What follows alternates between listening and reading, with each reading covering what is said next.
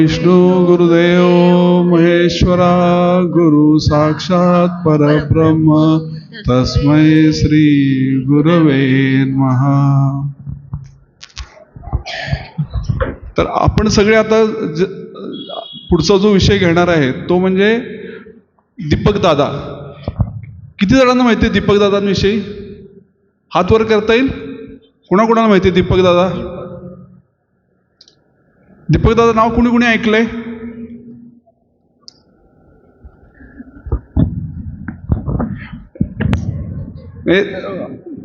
थोडक्यात जर बघितलं तर आपल्यातल्या काही जणांना माहिती आहेत की दीपक दादा कोण आहेत आणि काही जणांना त्याच्याविषयी पूर्ण माहिती नसेल किंवा थोडीफार माहिती असेल. म्हणून हा विषय आपण आज का घेतलेला आहे की दीपक दादा हे कोण होते हे तुम्हा सगळ्यांना माहीत असणं फार गरजेचं आहे.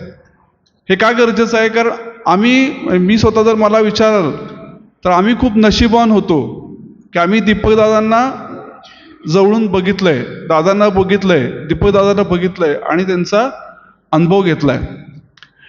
आता मला सांगा की तुमच्यातले किती जण हिमालय किती जणांनी जाऊन बघितलाय? हिमालय कोण कोण बघितलाय? बर्फ असतो तिथं, कुणी किती जणांनी बघितलं? हार वर करता येईल?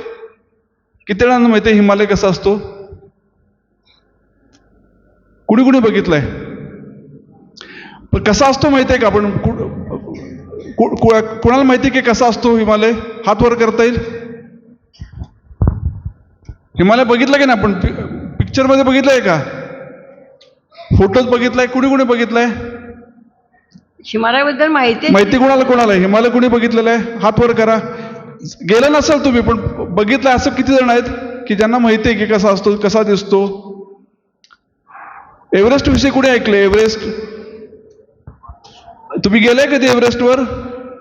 पण आपल्याला माहिती आहे की नाही? कसं माहिती आहे आपल्याला? की कुठून तरी आपण माहिती घेतो, कुठून तरी आपल्याला काहीतरी कल्पना असते की ह्याच्याविषयी काहीतरी वाचलं असतं. तसंच काही विषय असे असतात की जर आपण दीपकदादांसारख्या व्यक्तींना, दादांना बघितलं नसेल तरी देखील त्यांच्याविषयी माहिती आपण करून घेतली किंवा त्यांच्याविषयी जर आपल्याला माहिती मिळाली तर आपल्या आयुष्यात नक्कीच त्याचा फायदा होणार. म्हणून हा आपल्याला दीपकदादा कोण होते हे माहिती असणं फार गरजेचं आहे. हे का गरजेचं आहे? मगाशी आरतीताईंनी सांगितले की सद्गुण, प्रार्थनेचा त्यांनी अर्थ सांगताना त्यांनी 7 गुण सांगितले शेवटी, बरोबर आहे? तर ह्या 7 गुण एखाद्या व्यक्तीकडं असणं, त्यांनी सांगितलं की सगळ्यांकडे हे गुण असणं फार गरजेचं आहे. पण त्याच वेळेला सगळ्यांकडे असतात का? तर सगळ्यांकडे नसतात. ते काही जणांकडेच असतात आणि आपण नेहमी प्रयत्न केला पाहिजे की आपण ते गुण कसे आपल्या स्वतःमध्ये आत्मसात करू. तर हे जर आपल्याला बघायचं असेल की सद्गुण कोणात होते तर आम्ही नक्की आपण सांगू शकतो की हे सद्गुण होते दीपकदादांच्या मध्ये. त्यांनी जे सांगितले ते सगळे जे गुण होते ते आम्ही ज्यांनी कुणी त्यांचा अनुभव घेतलाय त्या सगळ्यांना त्या गुणाचा नेहमी प्रत्येकालाच त्याचा अनुभव आलेला आहे की दीपकदादांच्या ज्यांच्या सहवासात आले त्यांना सगळ्यांना त्या सद्गुणाचा अनुभव आलाय. ते जसं क्षमा, शांती म्हणलं किंवा नम्रता म्हणलं, कुठलाही तुम्ही गुण घ्या त्यांच्यातला तो सगळ्यांना अनुभवता येत होता आणि त्यामुळेच ते दादांचे पट्टशिष्य होते. आता तुम्हाला काकू सांगतील की पट्टशिष्य म्हणजे काय आणि त्याचं महत्व काय? आपल्याला हे चालेल. आपल्या सगळ्यांना रामदास स्वामी माहिती आहेत ना? कुणाकुणाला माहिती आहेत रामदास स्वामी? हां. आणि रामदास स्वामींचे परमशिष्य कोण होते? कोण होते? कोण होतं माहिती आहे? रामदास स्वामींचे परमशिष्य कोण होते? नाही माहिती?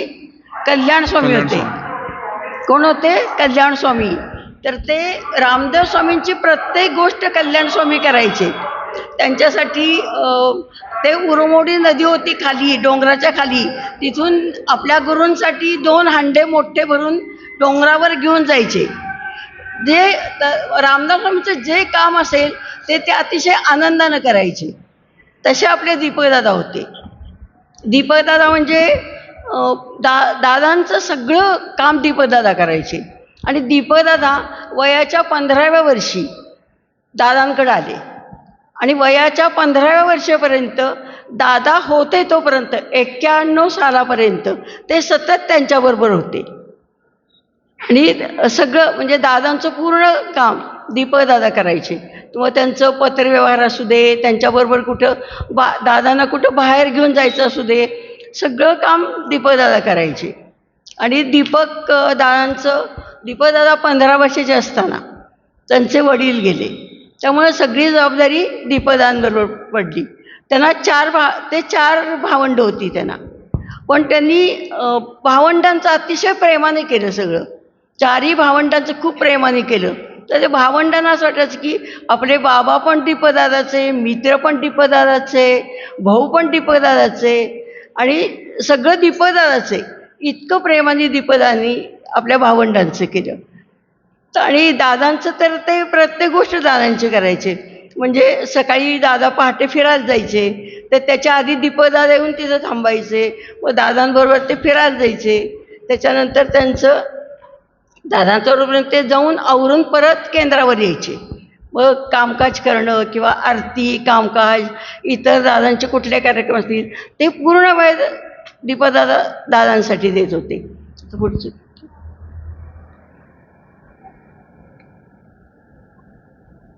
तू सांगतोस का कुठल्या आता?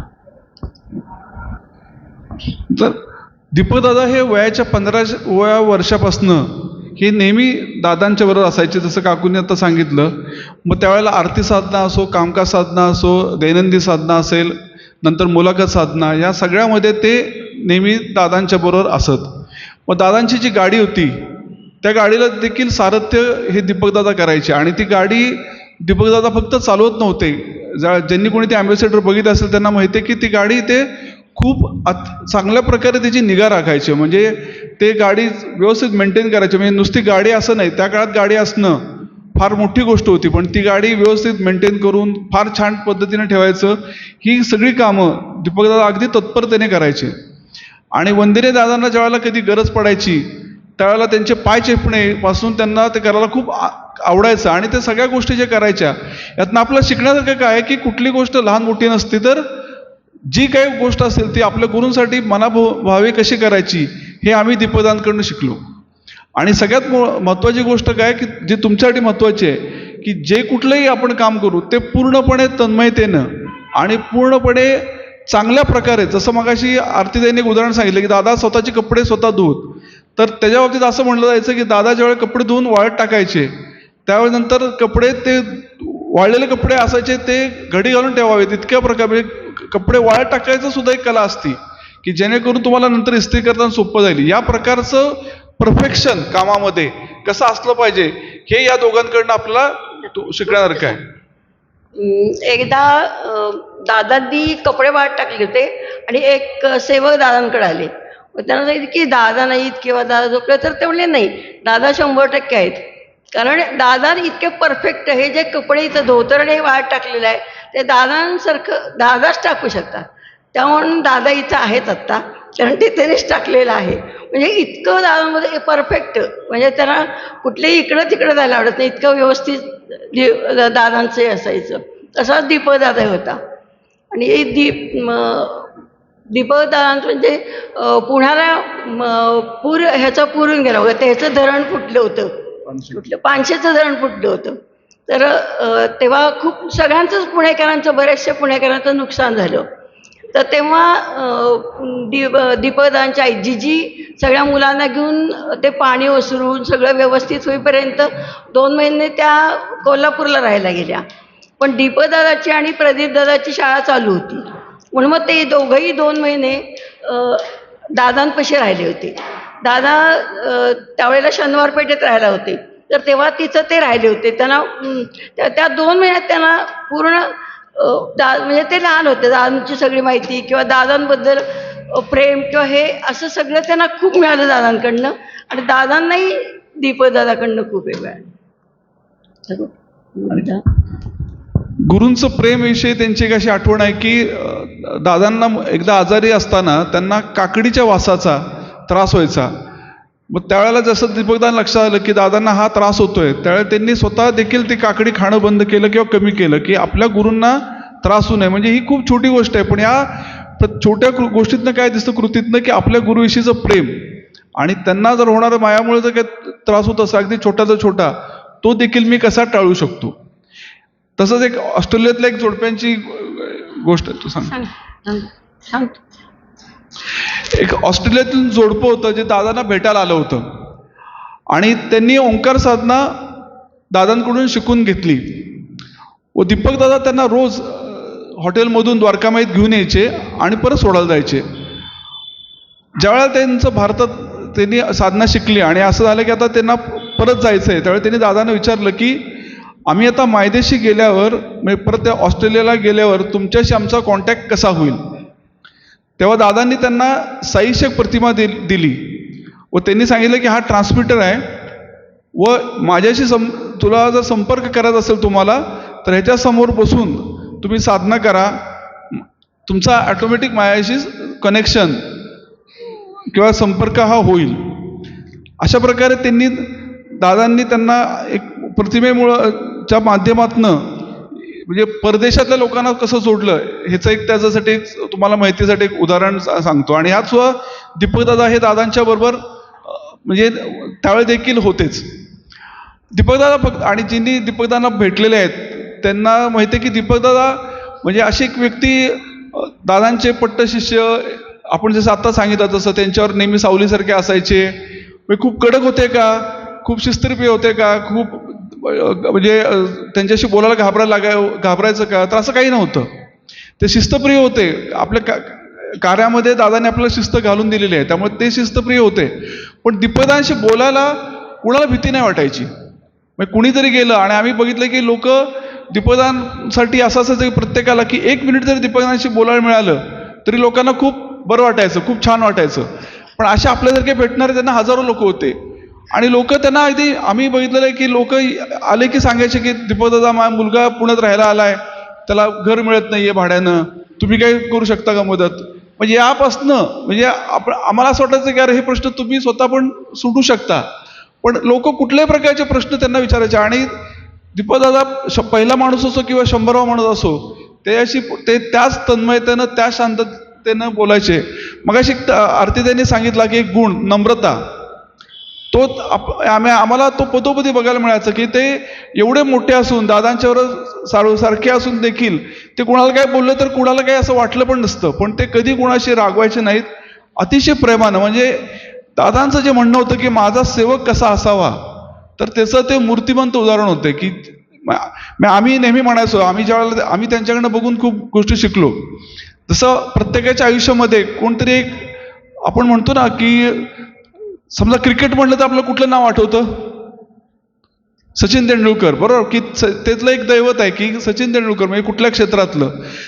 तसं क्रिकेटमध्ये जो खेळणार किंवा करिअर करायचं त्यांना तेंडुलकरला फॉलो करायला आवडतं. तसं आपलं जर आयुष्यात सक्सेसफुल व्हायचं आहे तर प्रत्येकाला कोणतरी एक आयडॉल म्हणतो ना आपण की ज्याच्याप्रमाणे मला बनायचं आहे असं कोण असावं. तर आमच्या पिढीसाठी कोण होतं तर दीपकदादा. हे आम्हालाही माहीत होतं की आपण दीपकदादासारखं बनणं शक्य नाही, ते फार मोठे होते. पण त्यांच्यातलं एक कण जरी तसं आरती ते मगाशी सांगत होत्या की आपण एक कण आहोत, लाडवातला एक कण, त्यातला जरी आपल्याला त्यांच्यातले हजारो गुण असतील त्यातला एक जरी आपल्याला काही छोटा आत्मसात करता आला तरी आपण आपल्या आयुष्यात आणि आपल्याबरोबर इतरांच्या आयुष्यात देखील खूप मोठा फरक करू शकतो. असं हे दीपकदादांचं आयुष्य होतं. त्यांचं आयुष्य खूप छोटं होतं पण त्यांनी त्या आयुष्यामध्ये परिपूर्ण जगले आणि त्यांच्यापासनं प्रेरणा घेऊन आमच्यासारखे कितीतरी त्यांनी पिढी घडवली असं आपल्याला अगदी आदरानं सांगता येईल. एकदा दीपकदादांना अमेरिकेवरनं फोन आला आणि ते बराच वेळ म्हणजे अर्धा पाऊण तास गप्पा मारत बसले. त्याच्यानंतर त्यांच्या जाग आली म्हणून ती मुलगी बाहेर वगैरे आली. तर बाबा एवढ्या रात्री काय करताय, तेव्हा तो आवाज ऐकून त्या माणसाला तिकडे कळलं की बाबा आत्ता हे. मग त्यांनी विचारलं की दीपकदादा किती वाजलेत आत्ता. तर दीपकदादा म्हणले तुम्ही फोन केला तेव्हा 1:30 वाजला होता, आता 1:45 वाजलेले. म्हणजे इतक्या रात्री सुद्धा 45-40 मिनिटं दीपकदादा त्यांच्याशी बोलले. त्या म्हणजे मग त्या माणसाला इतकं वाईट वाटलं की एवढी रात्र आणि मी म्हणजे असं फोन करून दीपकदादांना पण त्यांना काही वाटलं नाही किंवा ते काही म्हणालेच नाहीत किंवा एवढ्या रात्री या माणसानं मला उठवलं, एवढ्या वेळ माझ्याशी बोलत बसताय किंवा काही. म्हणजे किती सहनशीलता असेल, किती म्हणजे सद्गुरूं बरोबर राहिल्यामुळं प्रचंड सहनशीलता दीपकदादांमुळे होती. त्यांना बरं नव्हतं तरी कुठलंही विचारलं गेलं की ते इतकी निराळी छान उत्तरं द्यायची. त्यांना नंतर कावे झाली होती तर थोडंसं पिवळसर पण आलता. तर तेव्हा खंडोबाचं नवरात्र होतं. तर एक जण त्यांना भेटायला गेले, म्हणाले असं तर म्हणले, अरे आत्ता सध्या खंडोबाचं नवरात्र चालू आहे ना, त्यामुळं मी आत्ता सध्या असं दिसतोय, कारण खंडोबाचं नवरात्र चालू आहे. खंडोबाचं हे काय तर भंडारा पिवळा, म्हणजे इतके खूप छान होते दीपदादा. किती सांगावं तेवढं दीपदादा. आता ह्याच्याच रिलेटेड अजून एक उदाहरण की ते हजरजबाबी होते, म्हणजे कुठलंही जरी बोललं तरी, आणि ह्युमरस म्हणतो ना असं, म्हणजे असं सिरियस नसायचे ते, पण सगळ्यांना उत्तरं ते खूप छान द्यायचे. तर असंच एकदा होतं की दादा एक मुलाखत घेत होते गोव्यामध्ये, आणि त्यावेळेला दादा पण असे थट्टा मस्करी करायचे. तर दादा म्हणले की दीपक म्हणजे माझा कावळा आहे.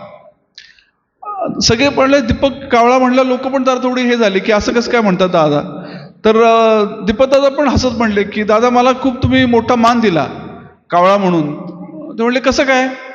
तर म्हणले की शेवटी काय जर झालं तरी असं आपल्या ह्याच्यात मानतो आपण की कावळा शिवल्यावरच तुम्हाला मुक्ती मिळते. म्हणजे सगळ्यात सर्वोच्च काम जे आहे ते कावळ्याचं आहे. तर तुम्ही मला ते म्हणताय, म्हणजे त्यांनी म्हणजे कुठल्याही गोष्टीतनं आपण कसा त्यातनं अर्थ घेतो हे फार महत्वाचं आहे. झालं म्हणजे पुढच्या लोकांना काय सांगायचं सांगते. दोन गोष्टी फक्त सांगतो आम्ही थांबायच्या आधी. माझा वैयक्तिक अनुभव, कारण काही आठवणी ज्या आहेत त्या आता सांगितल्या त्या दीपकदादांना आणि दादांविषयीच्या, पण आमच्या वैयक्तिक ज्या आहेत त्या माझ्या नाईच्या जर म्हणल्या तर मी ज्यावेळेला पुण्यात कॉलेजला शिकायला होतो, आणि तुम्ही सगळे आता काही जण आता 10वीच्या खालचे आहेत, काही जण 10वीच्या पुढचे आहेत, तुम्हालाही कल्पना आहे की कधी कधी अभ्यासाचा लोड येतो आपल्याला, किंवा कधी असं वाटतं की आता अभ्यास होईल का नाही, परीक्षा आपल्याला चांगली जाईल का नाही. मी ज्यावेळेला पुण्याला शिक्षण घेत होतो त्यावेळेला देखील अभ्यासाच्या प्रेशरमुळं किंवा कशामुळे असं वाटायचं.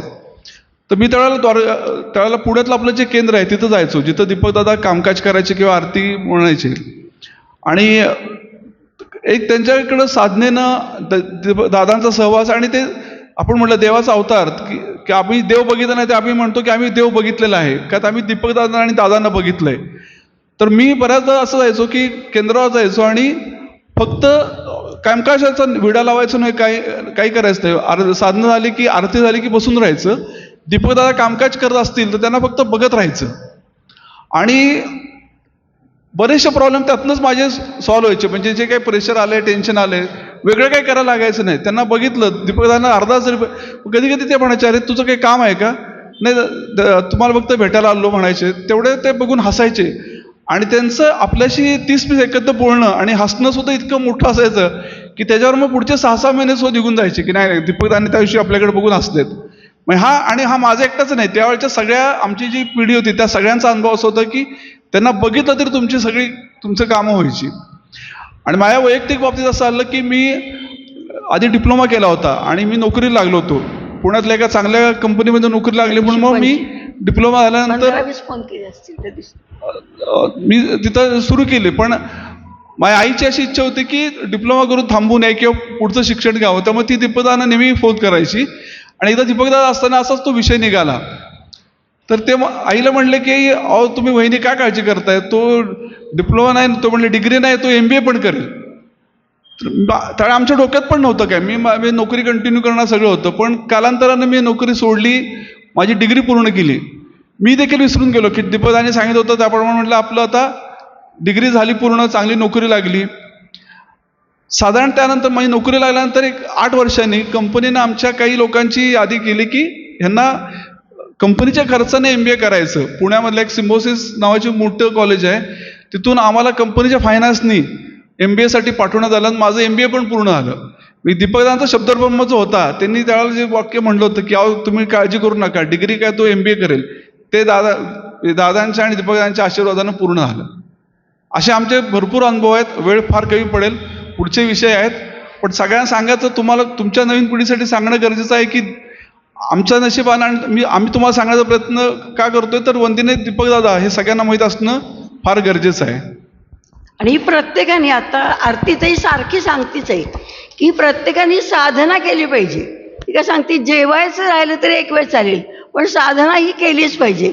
आरती साधना अगदी नाही तरी प्रार्थना तरी म्हणा, मारुती स्तोत्र 11 वेळा केली तरी चालेल. तुम्हाला वेळ नसेल तर 11 वेळा करा, 21 वेळा करा, पण करा. आणि सगळ्यांशी प्रेमानं वागा. कसं वागायचं? प्रेमानं. आई बाबा नाही तर आईने काय काम, तुला काय ग, मला किती अभ्यास आहे, मला किती कर, तसं नाही. आईचंही काम असतं, आईबाबांची काम असतात, ती पण त्यांना थोडं मदत करायची आणि सगळ्यांशी प्रेमाने वागायचं. हा मूळ गुण होता दीपदाचा, की तो कधीच चिडलेला किंवा असं आम्ही कधीही पाहिलं नाही त्याला. सतत सगळ्याशी प्रेमानं वागायचं. तर आपण दादांचे शिष्य आहोत, है की नाही? दादांचे सेवक आहोत आपण दादा भागवतांचे सेवक आहोत आणि त्यांचे परमशिष्य कोण? दीपक दादा. तर आपण त्यांचं हे घेतलं पाहिजे की बाबा की आपण कसं वागलं पाहिजे, कसं सगळ्यांशी हे केलं पाहिजे, रागवारगी न करता. आपल्याबरोबर जी शाळेत मुलं असतील त्यांच्याशी सुद्धा प्रेमानं वागायचं. कुणाला काही असेल तर त्यांना मदत करायची. हे सगळ्यांनी लक्षात ठेवा. हे काय म्हणतात की दादांचा जो शिष्य आहे किंवा दादांचा जो सेवक आहे तो सगळ्यापेक्षा वेगळा असला पाहिजे, हो की नाही? म्हणून मग सगळ्यांनी सर्व साधना करायची, प्रार्थना करायची आणि सगळ्याशी प्रेमाने वागायचं. सच्चिदानंद सद्गुरु साईनाथ महाराज की जय. श्री गुरुदेव दत्त. सदानंदाचा एककोट. सच्चिदानंद सद्गुरु श्री पंत महाराज की जय. श्री गुरुदेव दत्त.